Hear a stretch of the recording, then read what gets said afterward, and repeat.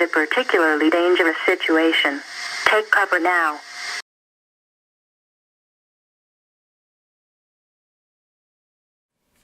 Okay, before I go any further, I want to say this. Those of you out there who have musical mentors, it's probably a good word, in your life, maybe people who, when you were young, really, gave their hand and pulled you up, gave you some encouragement, did what it takes to set you on the road to being a professional musician. I want to encourage you to do what I'm doing right now and to make a video or in some way publicly letting it be known that you would like to honor these people. You'd like to say thanks, okay? And this stems from, I guess it's been about 3 weeks ago now, I was talking to a Minnesota buddy of mine, a Minnesota music buddy, and he was expressing his own sort of disappointment in himself and sort of a little sadness that he never got to say thank you to the guy who originally sort of helped him and put his arm around him and sort of lifted him up a little bit. And that guy was the guy we all came to know as Prince, right? And this guy basically said, man, he died without ever really knowing how much he helped me and what he meant to me. So I'm not going to let that happen, okay? And I would encourage all of you out there to not let that happen either, okay? We think, everybody's going to live forever, and it doesn't really work out that way. So anyway, I am going to start with Larry Lusk and the Lusk brothers, really, but Larry in particular. Now, the Lusk brothers were a band in Jackson, Minnesota, in the area where I grew up, and they were a pretty cool band, right? They had it going on as far as that little corner of Jackson and Iowa or Minnesota and Iowa goes. And Larry decided he was going to open a music store in my little hometown of Jackson, which was amazing because there wasn't a music store within like 30 miles. I mean, you had to travel to neighboring towns to get to a music store. I mean, and this was before the internet, right? It's like, dude, if you needed a pick or new strings, you had to drive like a half an hour, maybe an hour, to get to a store that had those things. And so this was pretty awesome, right? And this was right about the time I was like 13 years old, was just starting to play guitar, okay? And so it was perfect. I mean, go figure, I wound up hanging out at this music store a lot. And I bought my first Strat there and a twin reverb and, some amplifiers and EQs. And Larry, I don't know if you'll remember this or not, but I bought my first effect pedal ever there. It was an orange script logo MXR Phase 90, right? And I mean, this thing was like the better part of $100. I mean, it was like $80 or something like that. And I paid for it with a bag of money. I mean, literally, I had saved all of my change and, and my dollars and my $5 bills and whatnot. And I brought in a sack of money. Here it is. And I was rewarded with the very first phase shift pedal probably in all of Jackson County, Minnesota. Okay? So there you go. Good investment. And it was the same one that Eddie Van Halen used, so there, huh? Go back to, I guess, maybe the summer when I was, 13 years old. Lusk Music was moving from their original location, where they had only been for a short period of time, to a location a little bit more in the heart of, Main Street, Jackson, Minnesota. And Larry hired me for a while to do grunt labor, basically, right? And again, Larry, I don't know if you remember this, but one of my jobs was literally breaking down boxes so that they'd fit in the dumpster better, and and putting them in the dumpster and jumping up and down on top of them to squish them down. And man, I freaking loved that job. It's like I wasn't just smashing boxes and throwing them in the dumpster. I was smashing musical equipment boxes and throwing them in a dumpster. So if I would have been at the grocery store smashing food boxes, I would have been miserable. But these were guitar boxes, so I was rocking, baby. And this is where we get into the real sort of mentoring thing. Now, first of all, Larry was kind of I don't know what Larry was, 10, 12, something years older than I was, and old enough to be cool, but not so old to not be cool, if you know what I mean. And I had at that point taken a few music lessons down at the music store in the neighboring town, because that's where you used to have to go to get to a music store, which was Estherville, Iowa. And the music teacher there also was like the high school band teacher, right? And we were playing out of the Mel Bay Big Note Easy Play Songbook, right? And we were playing, Mary Had a Little Lamb and Yankee Doodle and stuff like that. And again, I'm going to turn the amp on for this. And so mind you, I'm on my first guitar, which was ordered from the Montgomery Ward's catalog, because again, we didn't have a music store in town, right? It cost like $19, and it was like a torture machine, the way it cut into your fingers. It was awful, right? And what I was learning down there was like, right? And stuff like that. And I wasn't particularly into that, right? I mean, I was kind of into the rock and roll that most kids were into at that point, right? And so I was over at my cousin Jimmy and Mikey's house. So Jim and Mike, you might want to take a note of this too. You actually influenced me and you didn't even know it. And they had an old acoustic guitar in their room that had like 3 strings on it, right? I mean, they had like broken a bunch of the strings and stuff. But it had the right strings, and they knew how to play, and they showed me. It was probably about as out of tune as what I'm playing right now. And so I shall tune while I talk to you. How's that? Okay, so over at the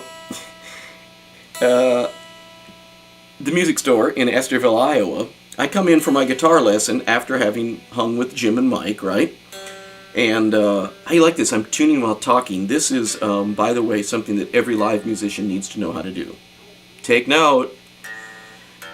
So I'm over at the music store in Estherville, Iowa, and I walk in, and the teacher says, "So have you been playing your Yankee Doodle and your Mary Had a Little Lamb or whatever?" And I said, "No." I said, as a matter of fact, I haven't, but check this out. This is what I want to play.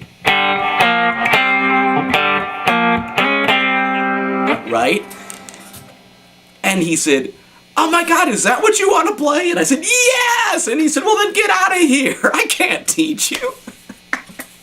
And so my mom picks me up from guitar lessons and says, "So how'd it go?" And I said, "He kicked me out because I want to play rock and roll." True story, okay? He kicked me out because I wanted to play rock and roll. So, so I was so glad when the sign went up over Lusk Music that did something to the extent of guitar lessons here. And I said, "Larry, my God, are you going to have guitar lessons?" And he said, "Yes." I said, "That's great, because I got kicked out of my guitar lessons at Estherville because I wanted to play rock and roll." He said, "Oh, you wouldn't have a problem here." And so he sets me up with my first lesson with the guitar player in the Lusk Brothers band. Here's guy number 2. And this is Jim Warfel, right, who was the guitar player there. And he was a pretty good player. And to be nice, I'm going to turn the ringer off on my cell phone. So I show up for my first guitar lesson, and Warfel doesn't show, right? To which Larry basically says, "Hey, that kind of happens every now and then." And I was like, "Oh, okay." My first lesson about rock and roll, right? Punctuality, maybe not always. And so, sorry, God, this is such a crazy story. I love this story for what it's worth, and I'm so glad that I'm telling it. And so Larry says, "I tell you what, I'll give you a lesson." I said, "Great." And so Larry sat down with the guitar, and he taught me 2 things. He taught me country and rock and roll in one lesson. Yeah, I'm serious. Country and rock and roll bass, that is, okay? So what he taught me is how to do what I call boogie woogie or boogie bass line. Some people would call it a walking bass line, right? Which is...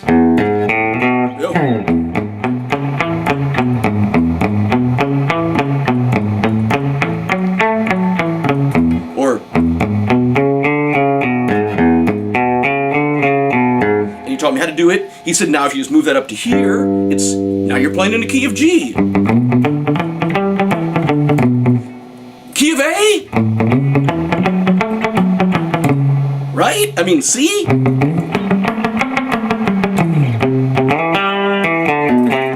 And he taught me the root fifth bass line that so many country songs had back in those days, right?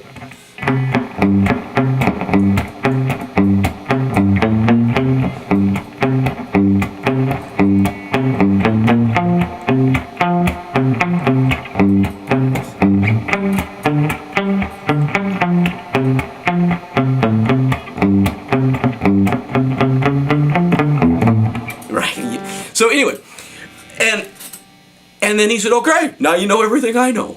I was like, well, okay, cool. And I went home, and in that week, I got really good at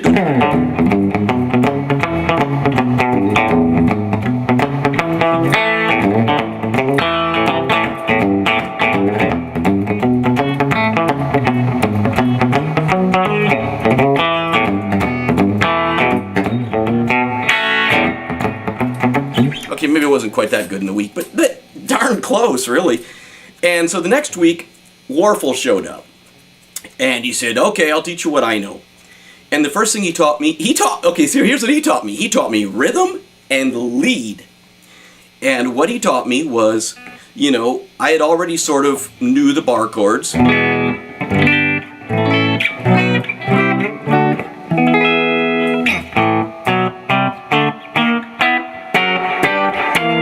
Right? And he said, well, you only have to play the bottom two strings of them to do really cool stuff. So he taught me the bottom two strings, like...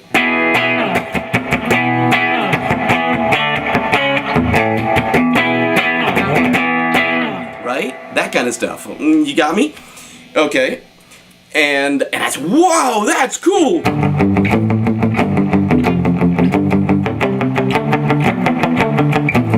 And I was like, wow, this rocks, man. And then he said, okay, now I want to show you what you can do with your pinky. He said, can your pinky make it 2 more frets up? And it was kind of hard, but I said, sure. And he taught me. Yeah, that's...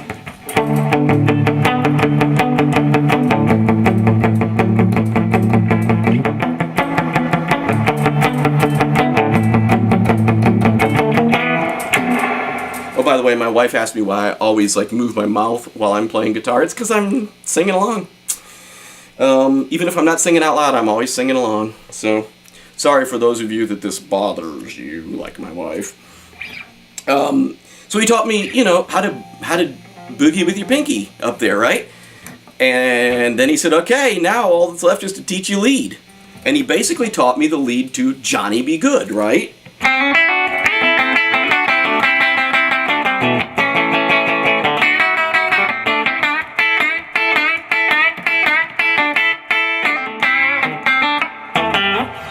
Okay, and then he said, now you know everything I know. In 2 lessons, I had learned the basis for so much, right? And man, I mean, based on just that little...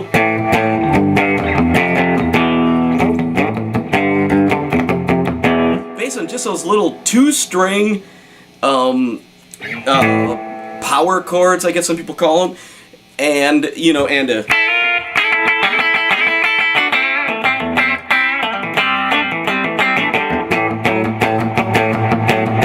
It's like I was a player now, right? And I got, you know, the first band I was playing in was this guy named Bob who had a country band, right? And I still remember, and my new like 13-year-old buddy Stacy was playing piano, keyboard, a Rhodes piano with Bob, and Stacy got me playing guitar with Bob, and we were playing a lot of, you know, like country songs, right?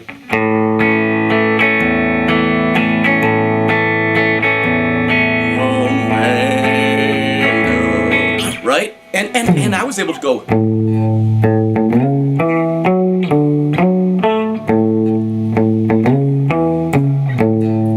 Fate should have made you a gentleman's wife.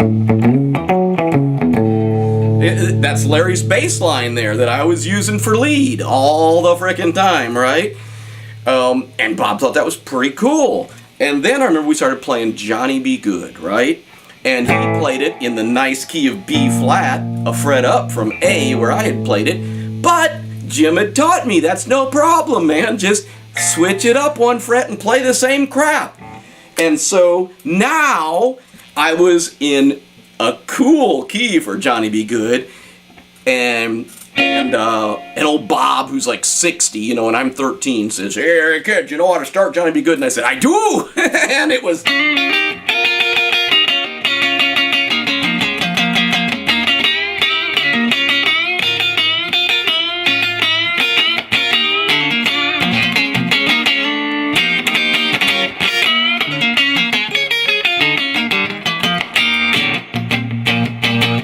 Bob didn't start singing. Instead, on the mic, he goes, "Shit! You're good!" I kid you not.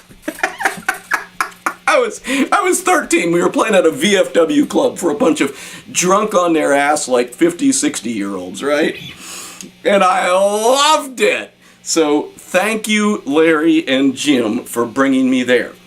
The next guy I want to mention is another Jim Tusha, okay? Who was a guitar player a few years older than me, and he had a band in Nashville, or maybe a couple of bands that he'd played, or not Nashville, in Jackson, Minnesota, there we go, that he'd played with, and he actually asked me if I would sit in for him in one of his bands because he had some kind of a conflict, right? And again, now I was like 13, and he was like 16, and I thought he was cool as hell, right? And so he said, "I'm going to teach you a few things that you'll need to know to play with my band," right? And so we sat down at the trailer house where he lived, which I thought was cool as heck. And he says, "Hey man, what scales do you know?" I'd heard the word scales. He said, "You don't know any scales?" And I'm like, So he said, "Okay, no problem." And he sat down with a pen and paper and wrote out a few scales for me and said, "You really need to know these, right?" And so that's where I learned stuff like, okay, when I learned it, it was,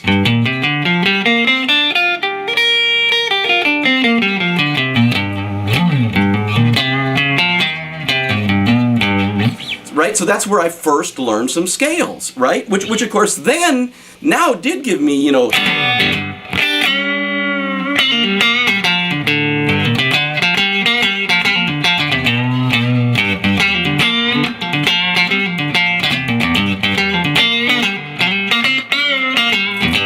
right? I mean, now I had some serious new material in my repertoire, and and again, when you match that with a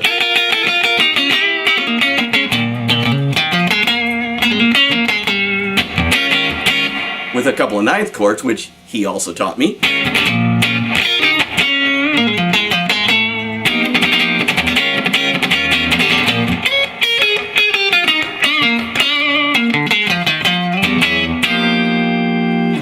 right?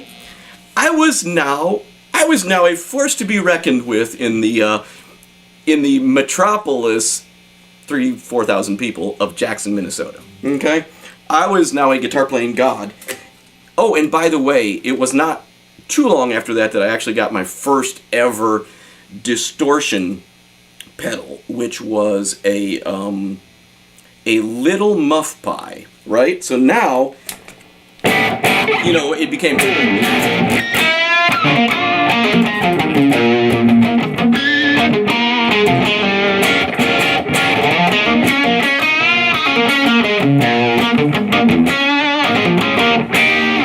And so on and so forth, right?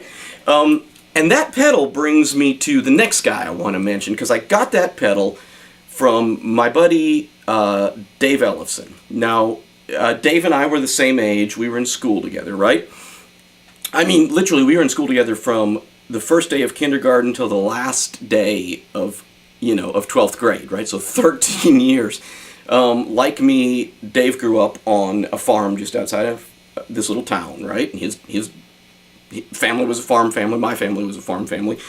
Oh, by the way, if you don't know, this is the David Ellefson, as he usually goes by, who was one of the co-founders and currently a bass guitar player of the band Megadeth. Okay? And so the reason I think Dave needs to make this list for me, he never sat down and taught me anything. Or at least he didn't think so, but he did. There were a couple of moments where Dave really taught me something. One was when we were practicing in his basement with this little band that I think at the time was called Taz, but I'm not 100% sure. And he was the bass player. I was like the second guitar player, and actually the lead guitar player in that was Greg Handevidt, who would go on to actually be, honestly, the first lead guitar player of Megadeth. Didn't last long. It's hard to last long in that organization, I understand. But at any rate, so Dave, on a little break we were taking, said, "Hey man, do you mind if I play your guitar a little bit?" Again, I was like 13, okay? And he was the bass player. He was the guy who played on only 4 strings, one at a time. I was better than that. Do you like the fact that I took my effeminate voice when I said that? I was better than all that. I played all 6 strings, and sometimes I played all 6 of them at one time. So Dave sits down with my guitar, and within 2 seconds, proved to me that he was way the hell better at guitar than I was. I was like, oh shit. It's like, dude, you don't even own a guitar! How did this happen? So I learned something right then. I mean, I swear, it's like that night I couldn't sleep because for the first time ever it hit me, I don't really have that much natural talent, right? And that caused me to make a decision. Was I going to just say, look, I don't have that much natural talent, I might as well give this up? That probably would have been the wise thing to do, but it wasn't what I did. I said, I don't have that much natural talent, so I'm going to have to work way harder than most people if I'm ever going to do anything with this guitar playing deal. And that was reinforced at a moment where, maybe 6 months or a year later, something like that, probably a year or so later, in jazz band, Dave took a, quote, bass solo, right? And Dave had just got this new BC Rich Mockingbird bass that had, like pickup phase switches and all this cool stuff that allowed him to like put 2 pickups on with a lot of phase cancellation and stuff. And he did this bass solo that, I mean, it was just like, can't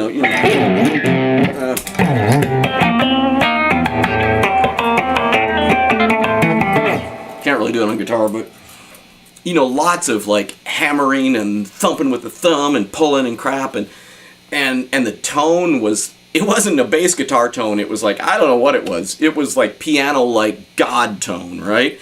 We were playing through a big silver face, I think it was a drip edge Bandmaster Reverb with a 215 cabinet, right? So it was freaking awesome. And I think that's when I quit jazz band. I was like, oh God, because I was so struggling just to read the chord charts, right? And here he was just eating that crap for lunch, man. And so Dave, what your contribution was to my deal was that you taught me where the bar is. Because, see, I thought the bar was somewhere way down by the floor, and you showed me, man, it's a lot higher than that. And you forced me to be honest about myself and what I was doing. So there, and finally I'm just going to kind of go over them all one at a time.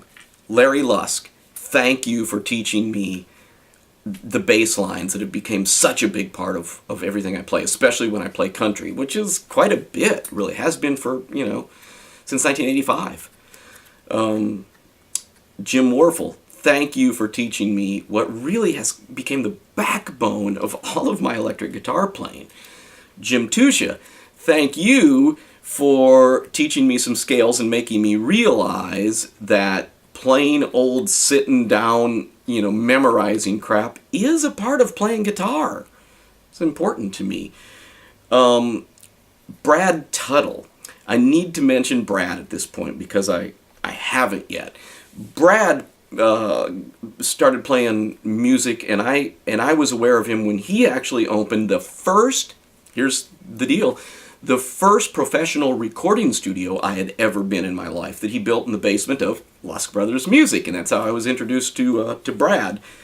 And Brad proved to me, now Dave Ellefson sort of proved this because he was great on guitar. He played saxophone in the school bands forever, the marching band and the big band. And Brad Tuttle was also a frickin' awesome saxophone player, or at least, hey, by Jackson, Minnesota terms, when you're a 13, 14-year-old kid, it was frickin' outrageous. And Huey Lewis and the News and bands like that with saxophone were really big then. So his band just skyrocketed. And he played great keyboards, which back then that was Richard Marx and stuff like that. He could nail that crap.